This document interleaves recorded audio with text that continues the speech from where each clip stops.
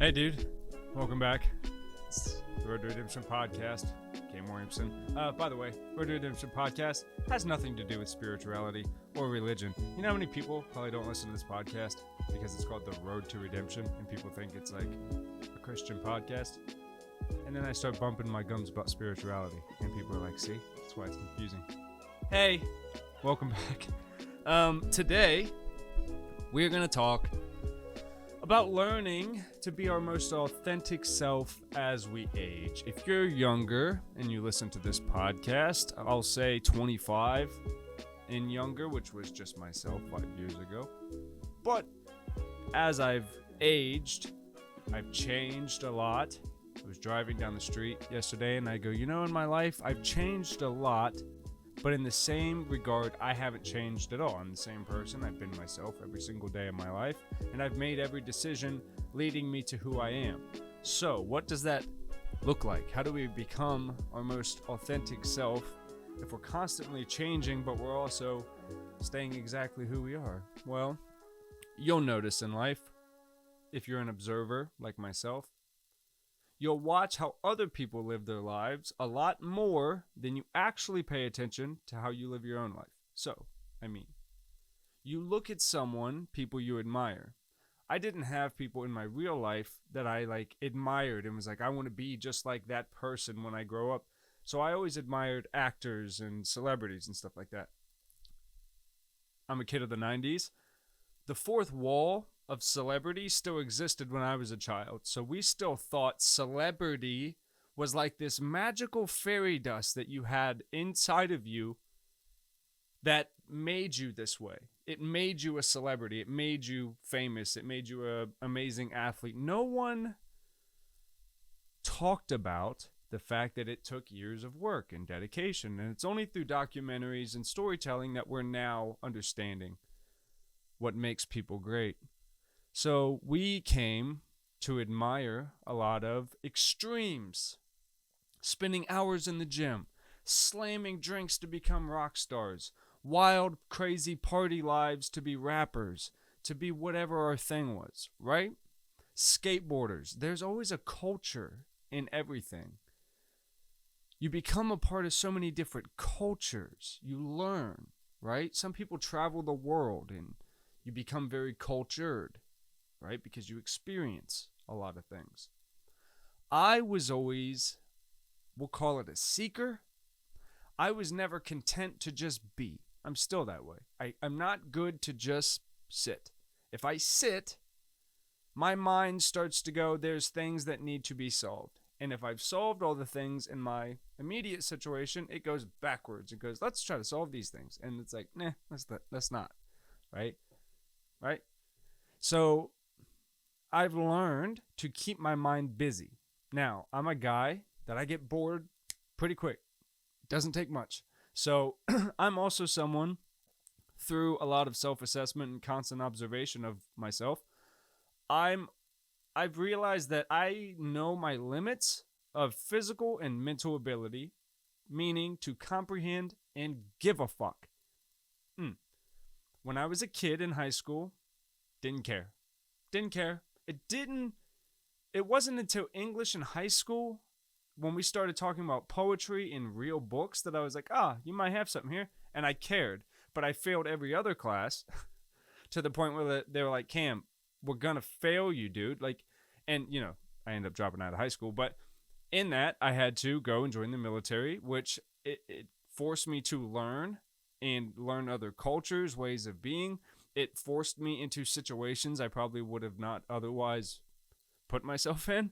And that forced me to change as a person. So that's the involuntary change, right? That's the things that happen to us in life that we didn't plan, that we don't necessarily, if given a choice after this life to be like, hey, would you do that one again? It's like, maybe.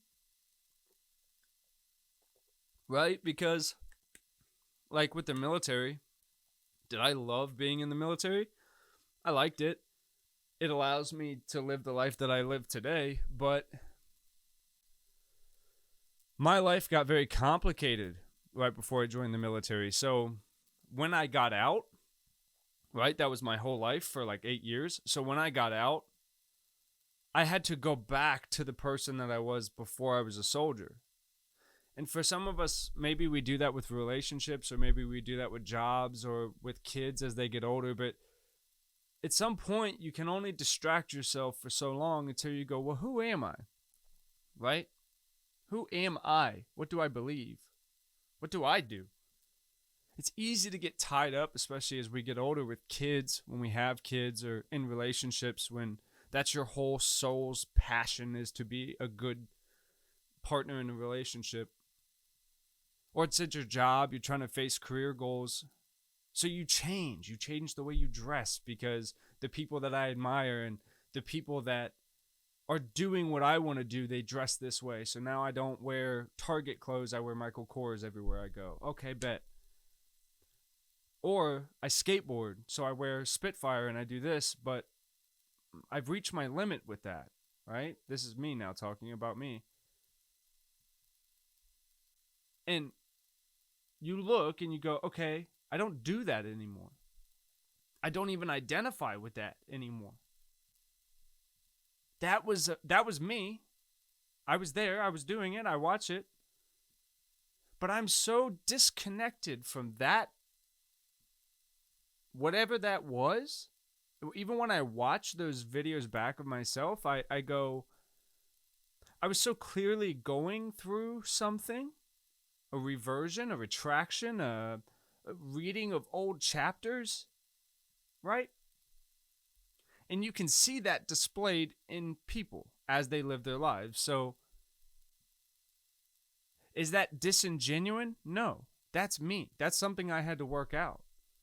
This person at, an age where I'm trying to revamp skateboarding as a hobby, as I'm trying to balance being, a husband and a father, and go through my life at a very difficult time. And it was like, yeah, I'm glad I documented that, because I think it's valuable to see that. I think had I not given myself the time to express that and get it out, it's a lot like with the MMA stuff that I did, where I knew instinctually I was not going to be an MMA fighter, but I engulfed my whole life into that world so that I could see, what is that? What makes them that way, fighters?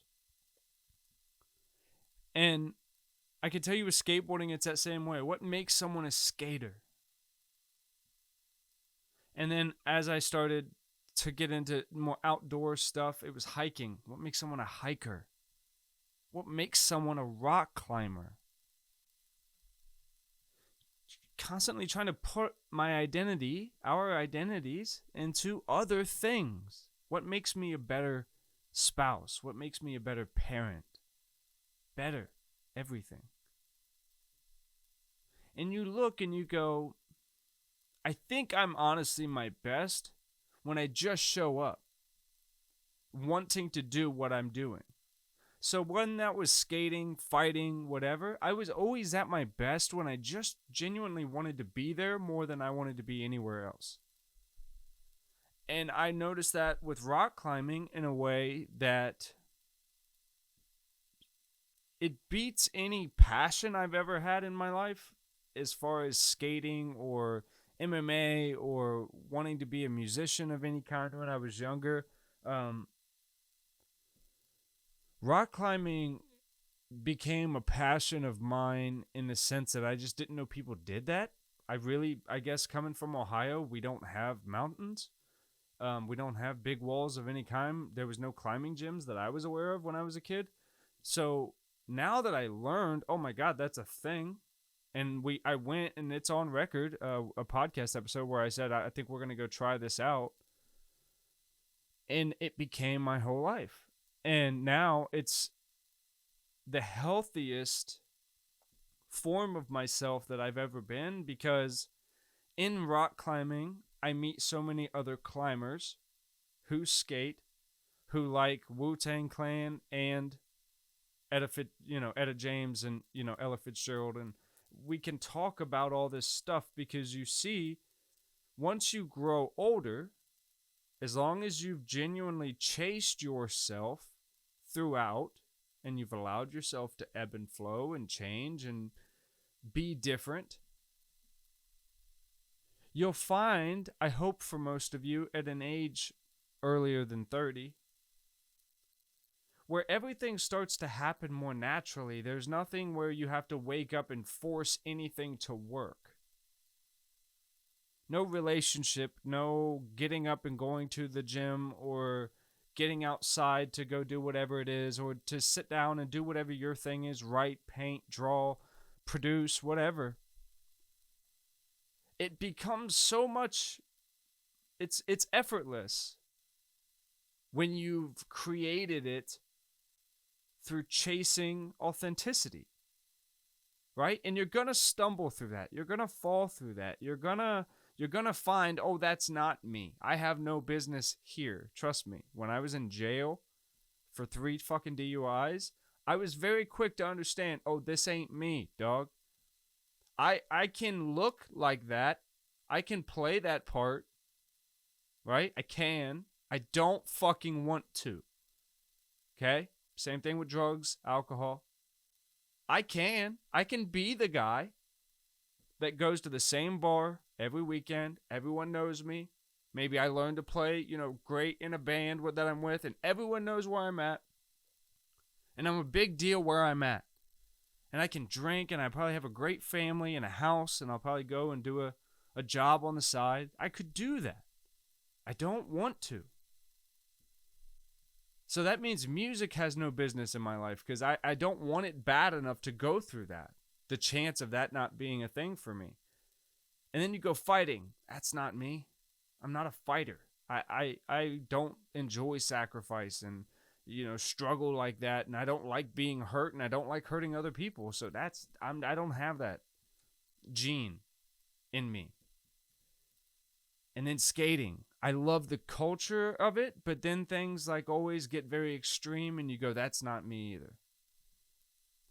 And then I was a veteran, and I loved the respect that brought. And I hated everything else about it.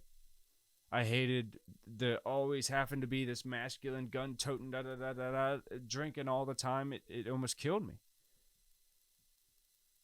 And then after that, I think I just started again with myself and go, who was I before all this? And I think you guys got to meet Cam, a young version of Cam again, who was almost speeding through time, going, here's who I was from about the age of 13 to 18. And then when I had the maturity, after getting hurt, I think it was maturity, the final time with my elbow, and I really got fucked up. I had the ability to go, I don't have to be anybody. I don't have to go jump off something else to make a bigger YouTube video. I don't have to do that. And I don't want to do that. And I never skated again after that, because I was like, I have no business being out here. I need to find what my thing is. And that's when I found climbing, and I found hiking, and I found just being outside again and exploring. And I go, holy fuck. It's not just that I'm 80% more Neanderthal than anyone who's ever done 23andMe, but it's also like, that's who I am as a deep in me that I've always known. I'm meant to be out exploring, trying new shit, doing other stuff that, experiencing life in different ways.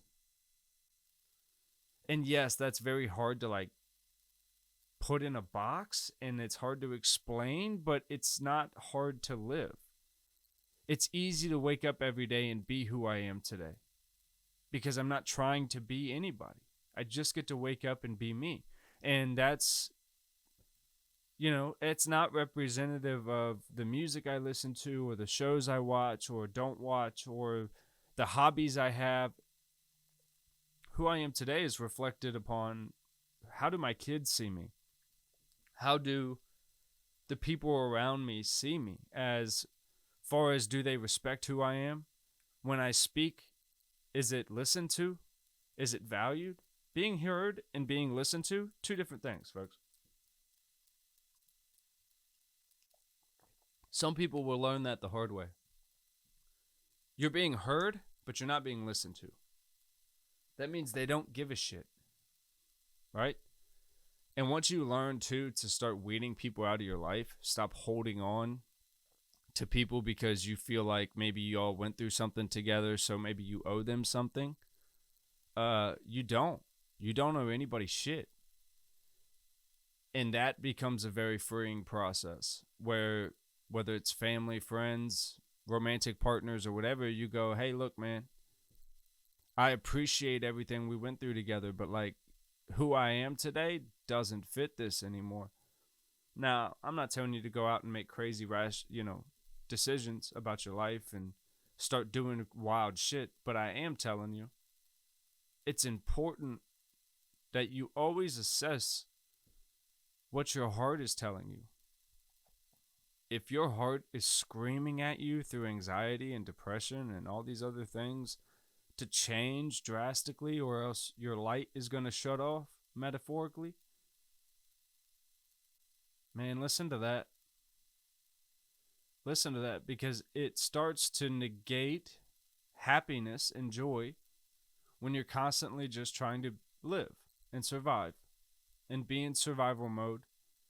And you cannot be authentic. You cannot be happy and radiant and joyful and exuberant about life when you're just trying to breathe through every single moment. It's very hard. Life is very hard, and I promise you, like whatever that old Rocky saying is, it's like, yo, it will bring you to your fucking knees, yo, and it will let you stay there. It'll let you have a warm little comfy house with nice food and all this stuff, and it will let you fucking stay there as it's beating the fuck out of you. But if you're alive today, I'm here to tell you there is still that fire, whether it be a little tiny pilot light of hope that goes, hey, I'm still here. I still want to do things. I still want to experience this life a little. And you go, no, that's not for us. We don't do that. And hey, I'm telling you, just start doing some things. If you just start doing some things and you realize how much joy that brings, you'll do other things that bring you more joy than the people that no longer bring you joy that you're trying to impress by doing all the other shit you don't enjoy. Respect. Respect. I love you guys. It's been real. See you guys next week. Love you so much. Trying to get out of here somewhat stylistically. Love you.